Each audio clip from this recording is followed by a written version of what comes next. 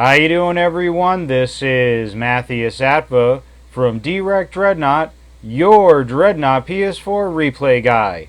Today I have a treat for you. This is the first ever Dreadnought PS4 replay cast, and the first ever Dreadnought PS4 replay cast is going to be Persistent Flame in his Tier 5 Jupiter Arms Nevis with Urban City Camo, Trojan markings, and a bad attitude, named The Wrath.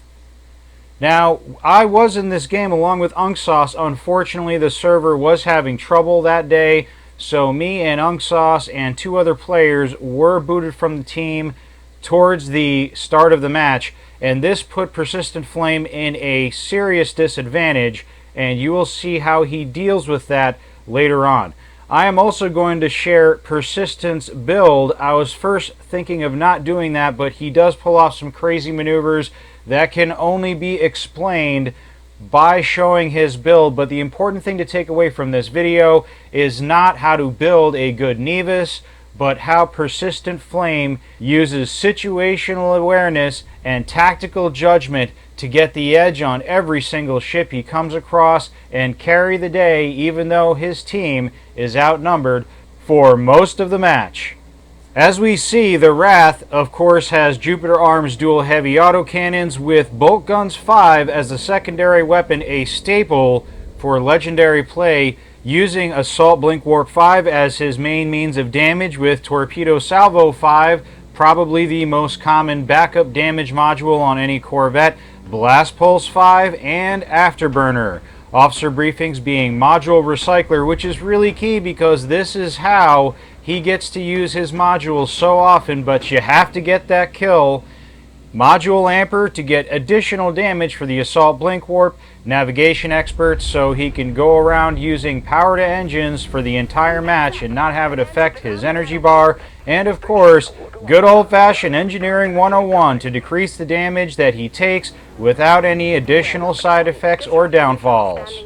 Alright, let's get to the match in progress. At first, Persistent wanted to take out the Brutus, get some points on it, see what he can do in a ship that wasn't his Corvette, but let's face it, folks, you are here for Corvette play when we're talking about Persistent Flame, and I promise you, that's what you're going to get. As you see, his team is down 3 or 4 players at the start of the match, and even though the other team was down a player or two, they have since re-entered the match, and now we are at a serious disadvantage.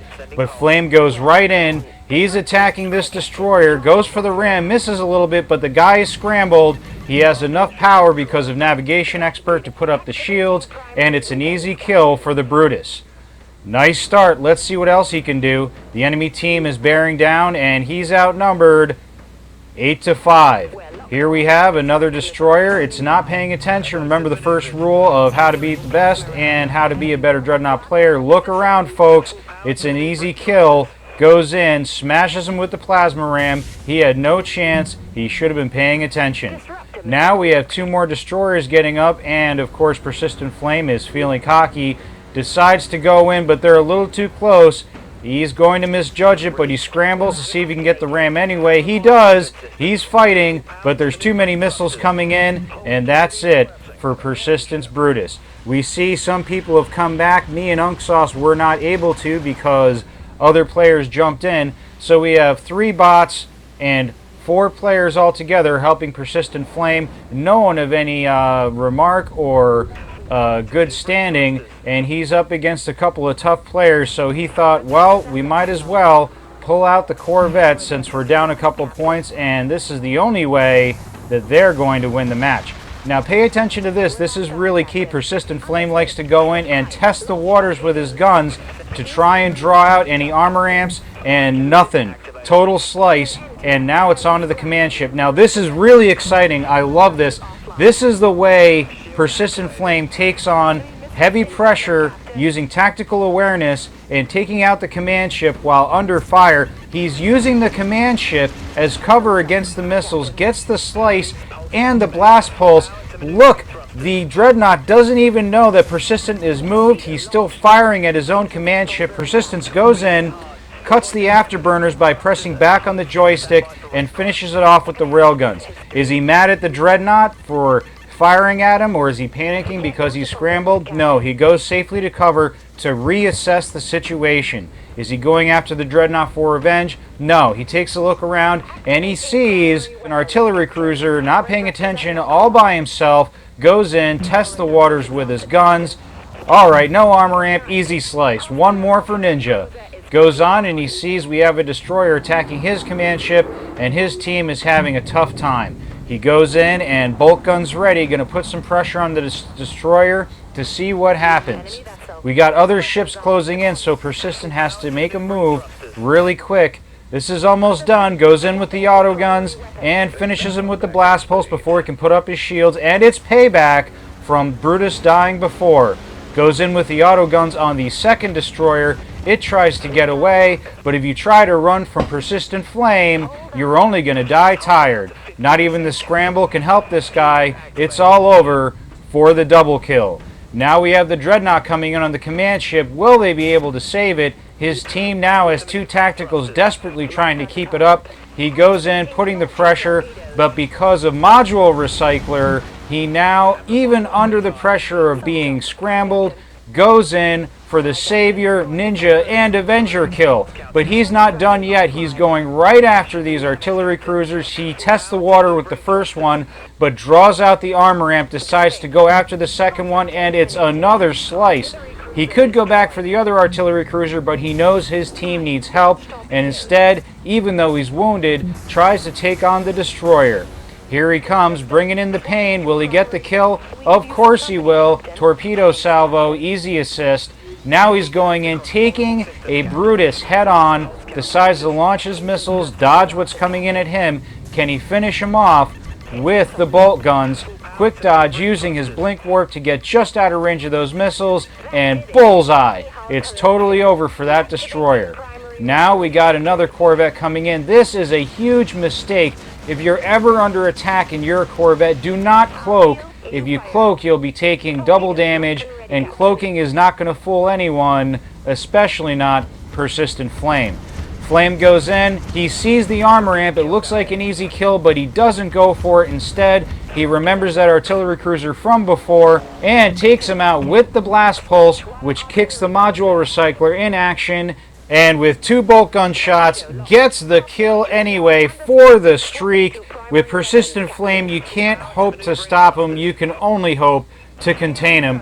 Look at this, it's a brave Corvette, and that was setting up for slicing a Corvette, but unfortunately the tactical got in the way, but Persistent Flame has tasted blood, and he helps finish him off.